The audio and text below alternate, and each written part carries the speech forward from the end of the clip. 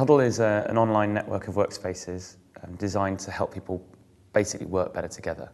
So it's effectively a social networking tool combined with a set of business tools that you need to work together better, whether you're in a team, whether you're working with customers, suppliers, partners, globally, or even in the same office. What's special about Huddle, though, is that we allow you to work with people regardless of where you are. So you can use the Huddle website, you can use Facebook, you can use our LinkedIn application, or you can build your own application using our API. So it's great for people that want to integrate it with their existing systems.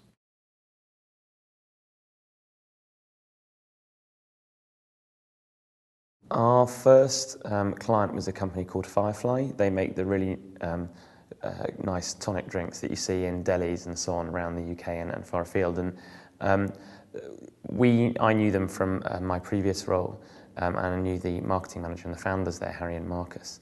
And the way we persuaded them to come on board is they had a real problem, which was they were starting to distribute their drinks globally, and they had no way of keeping those global suppliers, all of whom were selling Firefly drinks in South Africa, in Russia, in Australia, up to date with the most important information about their brand, the latest product shots, supply chain information.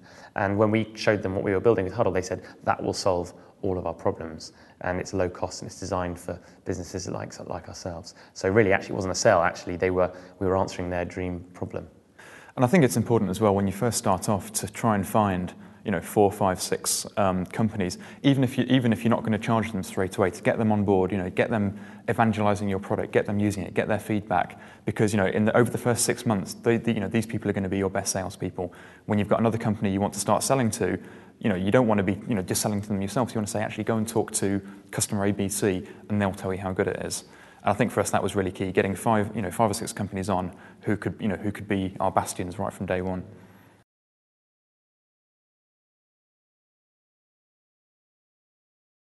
Yeah, we raised about $4.5 million in total, about $500,000 from ourselves, from angel investors, friends and family, and the developers who helped build us the system in the first place.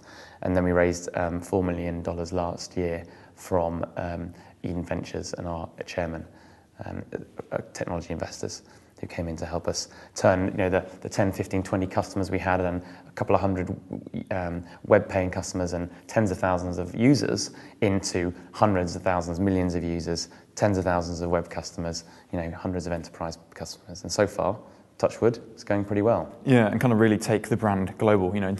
Earlier this year we were this kind of interesting little company in London that people on the London web scene might have heard about, but you took it to the Valley and it was like, okay, so who are they? With the investment from Eden, allowed us to really think about the bigger deal. So go after talking to people like LinkedIn, do the deal with them, and all of a sudden go from being this small company in London to being, a company that anyone who uses LinkedIn will have heard of.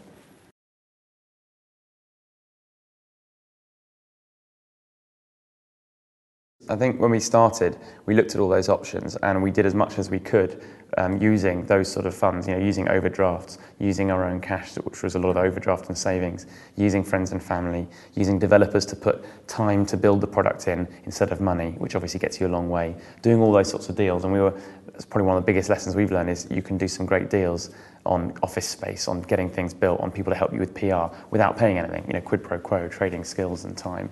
But that only gets you a certain way. And as Andy said, when you get to a point where you need to really put your foot on the gas, you have this big decision, and another terrible cliche, which is yours now, not mine, which is, go big or go home. You have to make a decision. And is it a small lifestyle business, which is going to fund a couple of founders and maybe some developers and a sales guy? Or do you really want to, do you need to build some big heavy lifting kit, build a proper sales team, and do some big deals with global companies like LinkedIn? And that costs money. So you have to take that risk. And I think as well, a good VC firm isn't just about money. They will bring expertise, they will bring contacts, they will bring market experience. So much more to the table that even if you're a small team, they can help you grow quickly. They can help you with your recruitment, they can send people your way, they can help you do deals.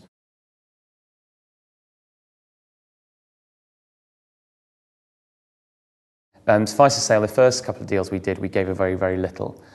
Because we had a very good idea and we had some customers on board. As you do bigger amounts, you obviously have to give away a little bit more, but we're still in control of our own destiny. And that works for the VCs as well as it does for us, because our investors want us to be motivated and driving the business forward as much as they want their stake. Because if we make this into a $500 million business, but they've got a couple of percent less because we were that much more motivated, then obviously it makes sense for them and us. And I think the key is that when you're first starting out, it's maintain as much of the equity as you can. Although it might be attractive to speak to an angel investor and say, maybe a prominent angel investor in the UK and say, okay, yes, we'll get you on board and we're going to give away 10%. If you can do the same deal but only give away 2.5% or 3%, that puts you in a much stronger position as you go forward. And when you come to doing your big A round or even bigger B round, you'll be in control, and you've got much more say around the numbers that you're going to put out there.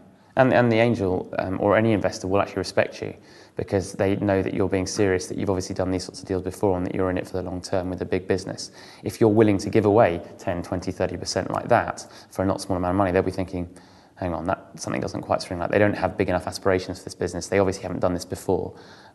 So actually, you get the better investor in, and they understand and they work with you to make their stake even more valuable.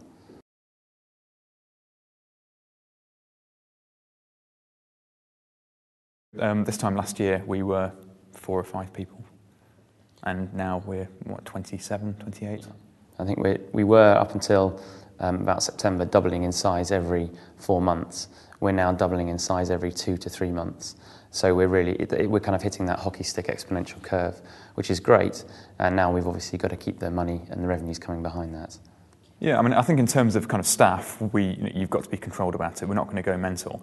But in terms of growing the business and growing users and growing revenue, of course, that's our number one aim, is to make those as big as possible, as quickly as possible.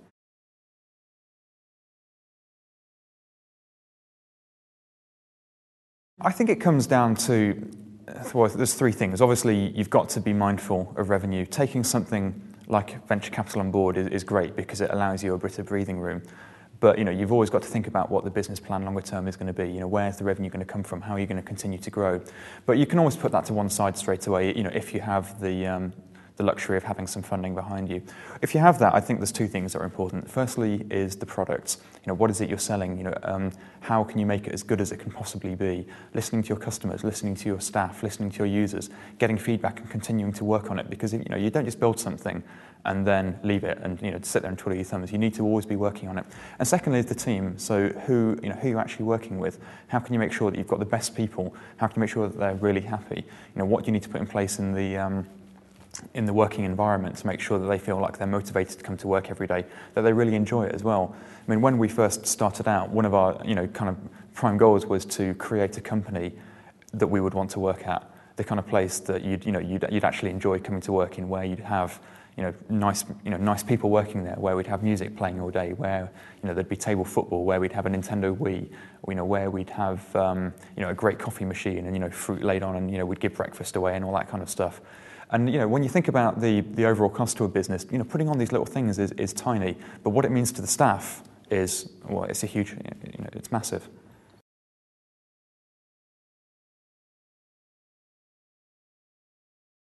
First of all, always think about where your next bit of cash is coming from, and second of all, when you get that first bit of money, be it from a customer, be it from an investor, be as aggressive as you possibly can be in conserving that money and using it for the right purposes. It's very easy, especially in the previous client we've had, not so much now, but very easy when you get a bit of cash is to spend it on the nice office or on that customer evangelist in the technology world who's going to spread the word about you. 2 things, that's completely the wrong way to go about it, because it spreads the wrong word and people think there's money to spend. You have to use every penny for building a great product or for hiring great people.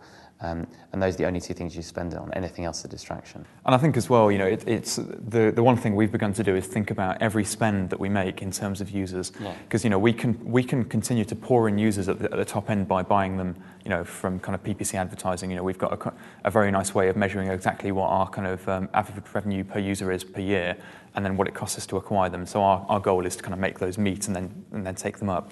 But in the short term, you've kind of got to think about, okay, so I'd like a new laptop, but that's going to cost me £1,200. But how many users is that worth? And therefore, do I really need really need that laptop? And so all of a sudden you can be very, very kind of stingy about every spend, because actually no, I think I'd prefer to have 10,000 new users instead. Thank you.